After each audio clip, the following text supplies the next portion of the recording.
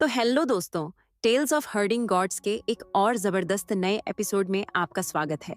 तो बिना किसी देरी के इस वीडियो को स्टार्ट करते हैं।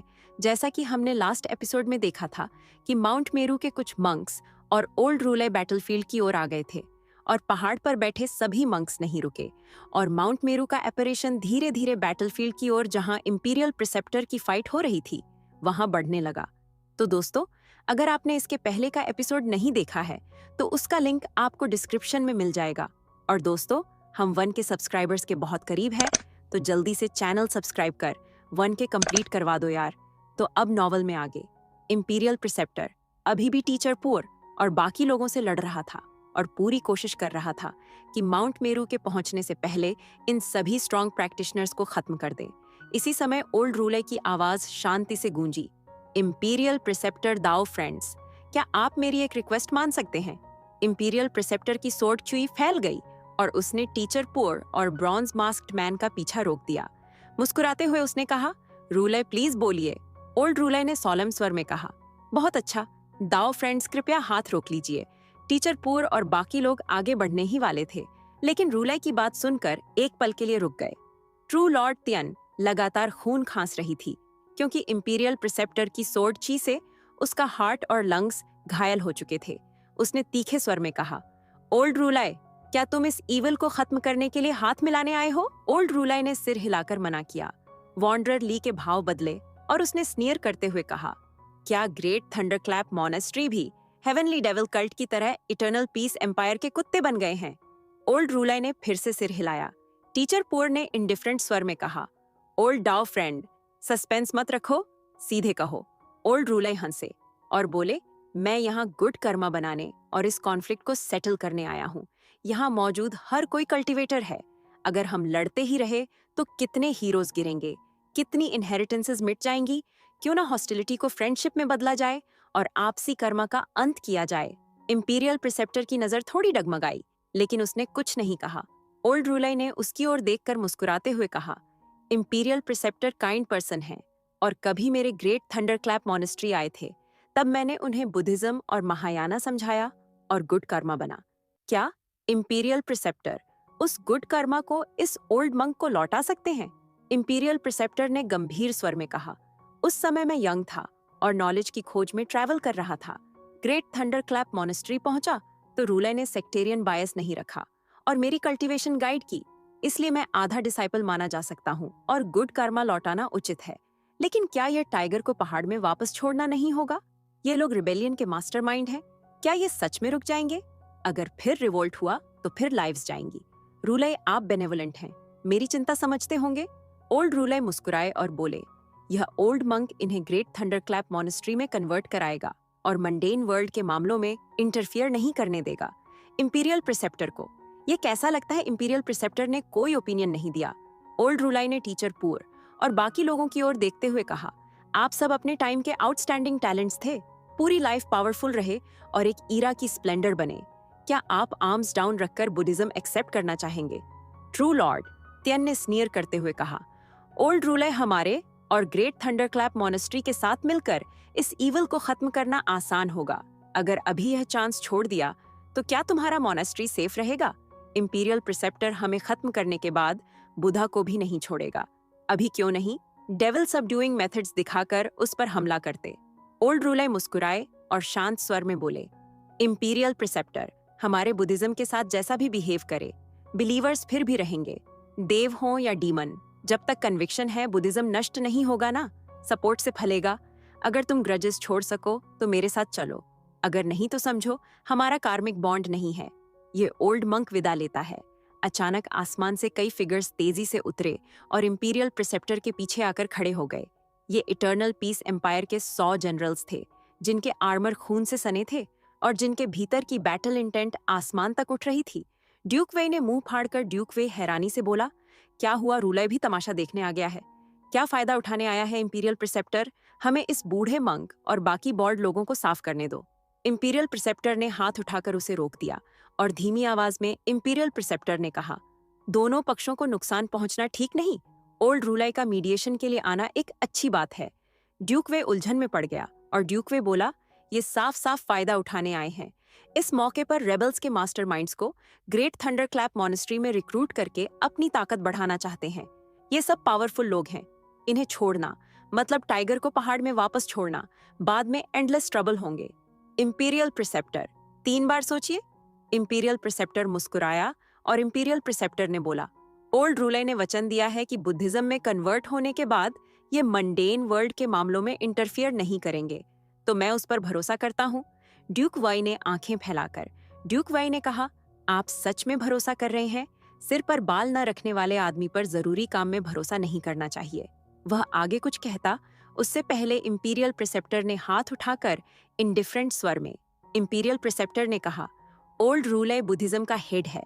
ग्रीवेंसेस सुलझाने आना एक गुड डीड है और वर्ल्ड में पीस लौटाने के लिए है। इसके अलावा मैं भी इंजर्ड हूँ। माउंट मेरू पर बोधिसत्वास और अरहत्स ने यह सुना और अपनी गर्दनें घुमा लीं। ओल्ड रूलर ने बुद्धा के अनेक नामों में से एक का जप किया ताकि सबको चेतावनी दे सके।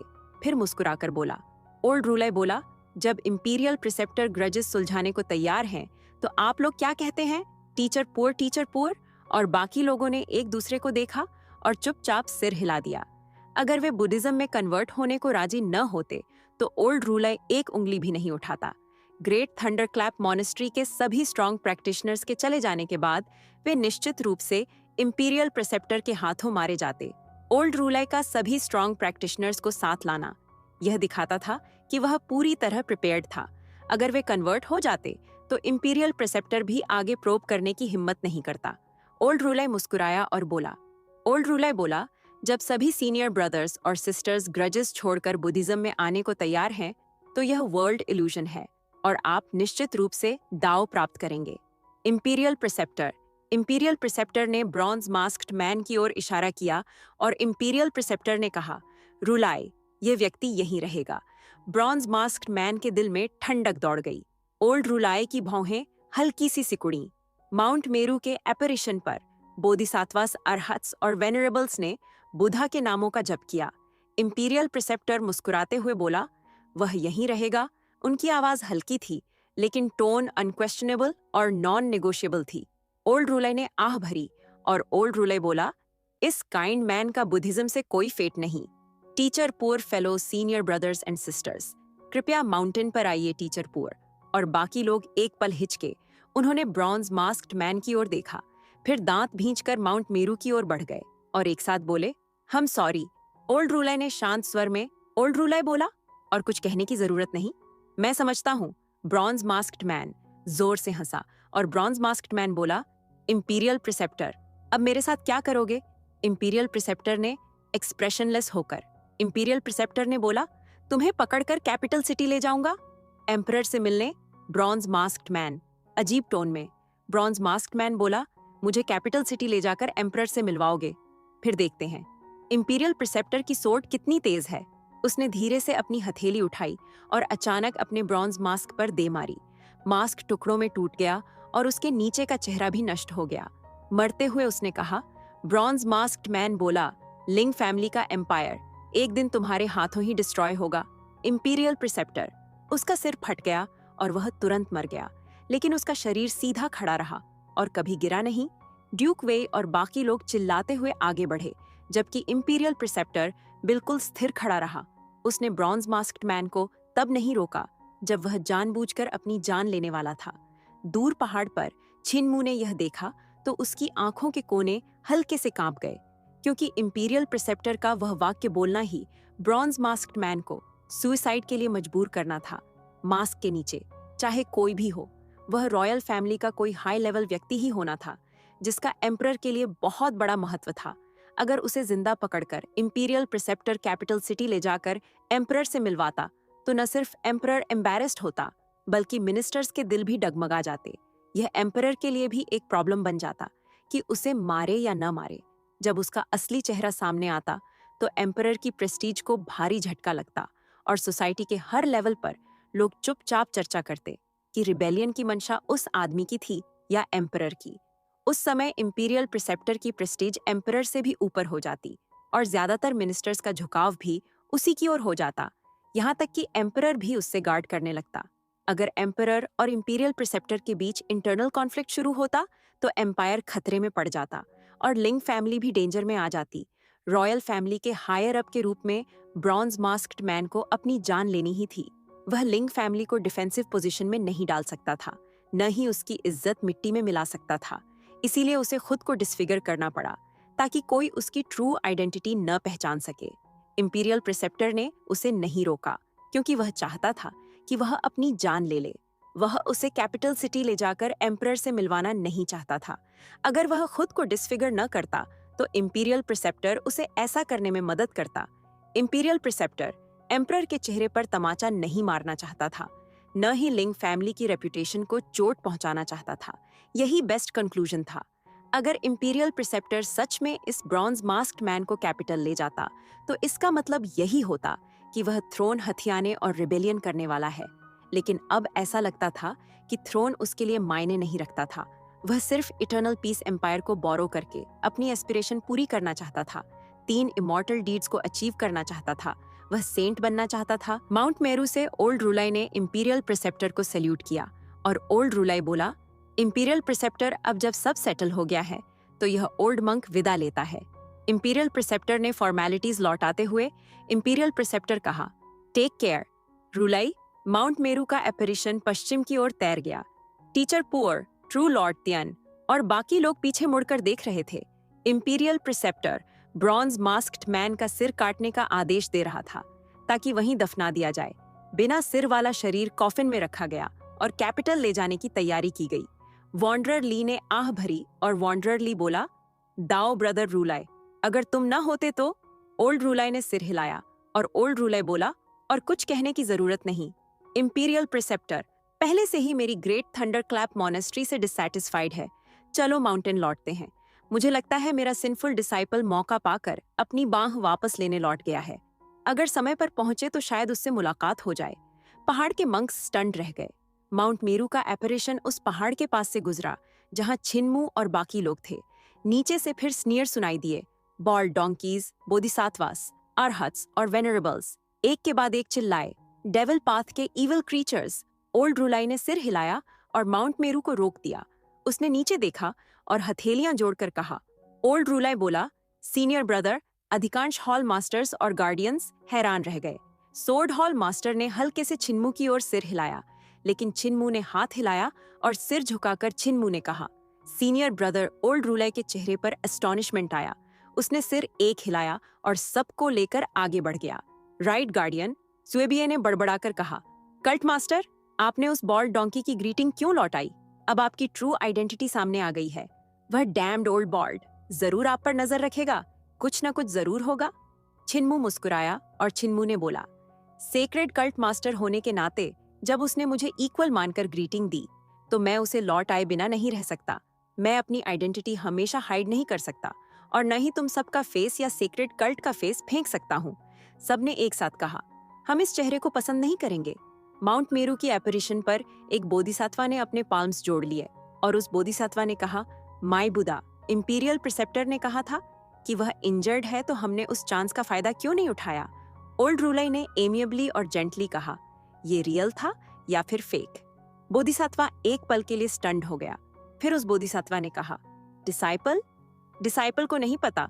ओल्ड रूलाई पहले मुस्कुराए, फिर कहा, जो लोग ऐसा मान बैठे कि इंपीरियल प्रिसेप्टर इंजर्ड है वे पहले ही हार चुके हैं और उनमें से कुछ तो मर भी चुके हैं। टीचर पूर, तुम लोगों की हार इसी वजह से हुई क्योंकि तुमने मान लिया कि वह इंजर्ड है ना? टीचर पुअर और बाकी लोगों के एक्सप्रेशंस एशन हो गए और स्पिरिचुअल मास्टर दाओ क्वान ने खुद को डीपली ब्लेम किया। छिनमू के मेडिसिनल ड्रग्स से उसने डिड्यूस किया था कि इंपीरियल प्रिसेप्टर गंभीर रूप से इंजर्ड है और सबने उसी डिडक्शन पर भरोसा कर लिया था। इसी वजह से उन्होंने सेकंड चॉइस मार्शल वे चुना। हालांकि सारा ब्लेम उसी पर नहीं डाला जा सकता था। ओल्ड जनरेशन के 3 old monsters, teacher poor, wanderer Li और ट्रू लॉर्ड तियन का सरप्राइज अटैक इंपीरियल प्रिसेप्टर को सिवियरली इंजर्ड करने के लिए काफी होना चाहिए था।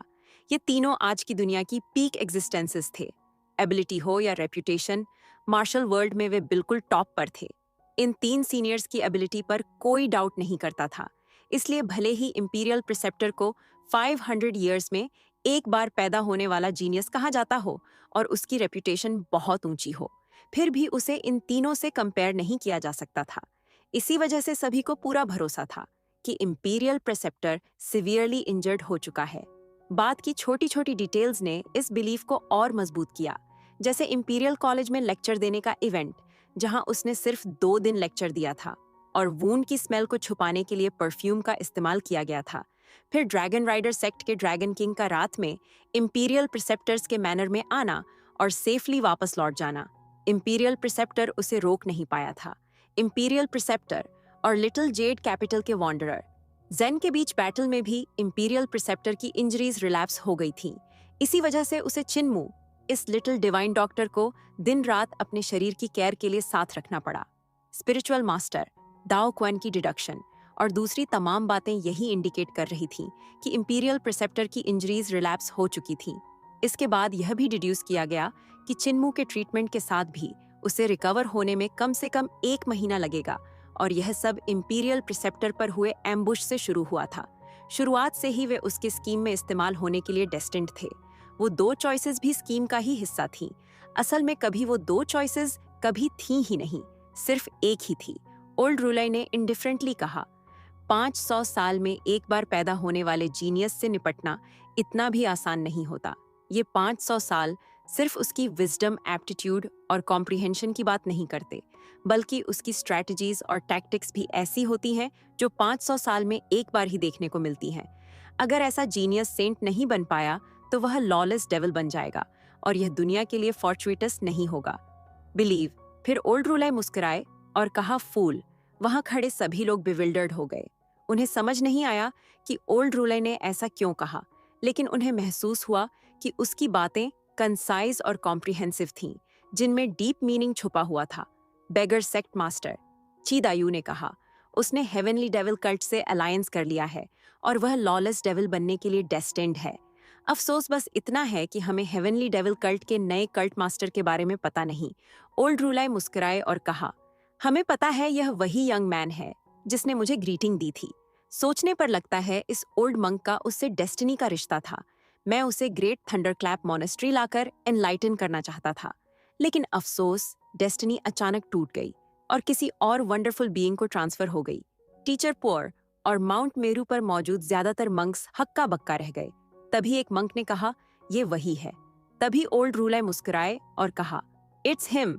वे ओल्ड डाओ फ्रेंड्स वाकई रिमार्केबल हैं जिन्होंने ऐसे लिटिल डेविल को टीच किया। अफसोस खक्कर स्टाफ उसकी डेस्टिनी को रोक नहीं सका। मैं बस एक स्टेप लेट था, सिर्फ एक स्टेप। ड्यूक वेई ने हेडलेस बॉडी को कॉफिन में जाते हुए देखा और इंपीरियल प्रिसेप्टर के पास मुड़कर कहा, इंपीरियल प्रिसेप्टर, आप मुझसे ज्यादा समझदार हैं। माउंट मेरू के आने में आपको कोई प्रॉब्लम नहीं दिखी क्या?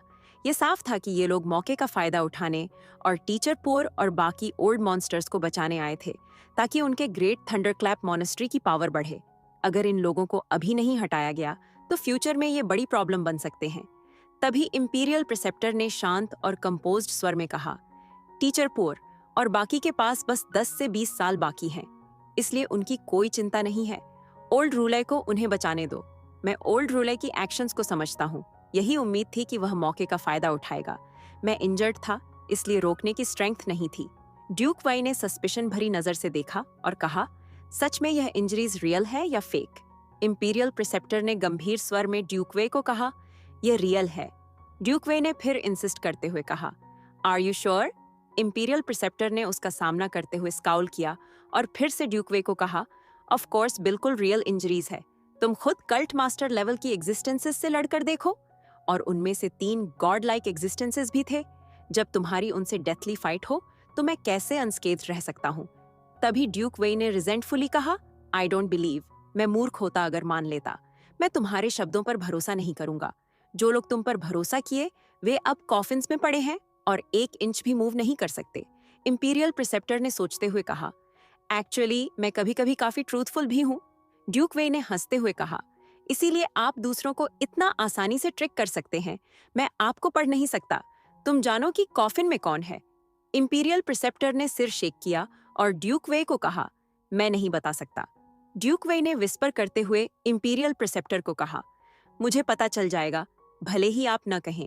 जब हम कैपिटल लौटेंगे हम देख लेंगे कि कौन सा ओल्ड प्रिंस अचानक मर गया। ड्यूक वेई ने चारों तरफ देखा और फिर धीरे से कहा, लिंग फैमिली में कॉन्फ्लिक्ट है और यह आइसोलेटेड इंसिडेंट नहीं होगा। अगर ओल्ड एम्प्रेस डावेजर भी वैसी ही है, तो क्या आप एक स्टेप आगे बढ़कर एम्परर नहीं बन जाते? इंपीरियल प्रिसेप्टर ने मर्डरसनेस भरी नजर से ड्यूक वे को देखा। ड्यूक वे ने शॉक में कहा, आप और मैं 200 साल से फ्रेंड्स हैं, मुझे मत डराओ। ये मेरी सोच नहीं है, ये वही ओल्ड ब्रदर्स हैं जो आपके पीछे हैं। आपकी पोजीशन मैक्स पर पहुंच चुकी है, इसलिए भले ही आप बड़ा कंट्रीब्यूशन करें, एम्परर आपकी ऑफिशियल पोजीशन को और ऊपर नहीं उठा सकता। अब जब आपने रिबेलियन क्वेंच कर दी, एम्परर आपको कैसे रिवॉर्ड दे? सिंहासन सौंप दे? इंपीरियल प्रिसेप्टर ने सिर शेक किया और कामली कहा, एम्परर और मैं बज़म बडीज हैं। एम्परर मुझे जानता है और जानता है कि मैं क्रेडिट नहीं मांगूंगा। जो मैं चाहता हूं वह है अपनी लाइफ टाइम एस्पिरेशन को पूरा करना। ड्यूक वेई ने लो वॉइस में इंपीरियल प्रिसेप्टर को कहा, इसीलिए एम्परर परेशान है। अगर वह आपको रिवॉर्ड नहीं देगा तो दुनिया के सभी लोग बिटरली डिसअपॉइंटेड होंगे। अगर वह रिवॉर्ड दे तो क्या दे सकेगा? Beautiful women? गोल्ड? एम्परर आपको तो जानता है, लेकिन क्राउन प्रिंस क्या जान पाएगा जब वह थ्रोन लेगा? क्राउन प्रिंस आपको कैसे रिवॉर्ड देगा? साथ ही आपके पीछे लाइफ लॉन्ग ओल्ड ब्रदर्स को भी प्रमोशन मिल सकता है। अगर आप एक स्टेप आगे बढ़ेंगे, और कुछ लोग प्रमोशन पाने के लिए इंतजार नहीं कर सकते, और अगर उन्हें प्रमोशन चाहिए तो उन्हें आपको थ्रोन तक सपोर्ट करना होगा। एम्प्रेस डावेजर किसकी चिंता कर रही है, आपके या आपके लोगों की? तभी फिर इंपीरियल प्रिसेप्टर ने काम और फर्म वॉइस में कहा, मैं अपनी पाथ खोज रहा हूं, तुम्हें और कुछ कहने की जरूरत नहीं। मुझे तुमसे बात करना टायरिंग लगता है। बस रिबेलियन को प्रॉपरली क्वेंच करो और सारे रिबेल रेमनेंट साफ करो। मैं लिटिल डिवाइन फिजिशियन को ढूंढूंगा कि मुझे ट्रीट करे। ड्यूक वेई ने पजल्ड होकर इंपीरियल प्रिसेप्टर से पूछा, फिर से ट्रीट करेंगे? सच में घायल हैं? फिर से मुझसे झूठ तो नहीं बोल रहे? इंपीरियल प्रिसेप्टर ने बिना प्लेजेंट लुक दिए हाथ हिलाया और आगे बढ़ गया। छिनमू ने ड्रैगन किलिन, चेन वान्युन, युए छिंगहोंग और बाकी को माउंटेन से नीचे उतारा, और साथ ही सभी हॉल मास्टर्स और हेवनली डेविल कल्ट के लेफ्ट और राइट गार्डियंस ने अपने टेलीपोर्टेशन फ्लैग्स एक्टिवेट कर दिए और माउंटेन से डिसअपीयर हो गए। और फिर माउंटेन के नीचे चिन्मू और बाकी लोग इंपीरियल प्रिसेप्टर से मिले। तभी इंपीरियल प्रिसेप्टर ने गंभीर वॉइस में कहा, मैं इंजर्ड हूं। ये सुनते ही ड्रैगन किलिन ने पैश करते हुए अपनी हंसी रोकने की कोशिश की। तभी इंपीरियल प्रिसेप्टर ने उस विशाल क्रीचर ड्रैगन किलिन की ओर ग्लांस किया और ड्रैगन किलिन तुरंत मुंह बंद कर लिया। इंपीरियल प्रिसेप्टर का रंग थोड़ा पीला पड़ गया था और उसने चिन्मू से कहा, मैं इंजर्ड हूं। यह सुनकर चिन्मू ने सस्पिशियस होकर इंपीरियल प्रिसेप्टर से पूछा, इंजरीज रियल है या फेक? इंपीरियल प्रिसेप्टर ने गंभीर होकर कहा, रियल है। इतना कहते कहते उसका चेहरा और ज्यादा फीका पड़ गया। चिन्मू ने पूछा, सीरियसली? इंपीरियल प्रिसेप्टर ने गुस्से में कहा, रियल है। इतना कहते कहते उसके माथे पर वेन्स उभर आईं। तभी यह देखकर चिन्मू ने कहा, ठीक है। और इसी के साथ यह एपिसोड यहीं खत्म होता है। और दोस्तों, अगर आपको यह वीडियो पसंद आई हो तो इसे लाइक जरूर करें, और अगर आप इसके आगे का भी एपिसोड देखना चाहते हो तो चैनल को सब्सक्राइब कीजिए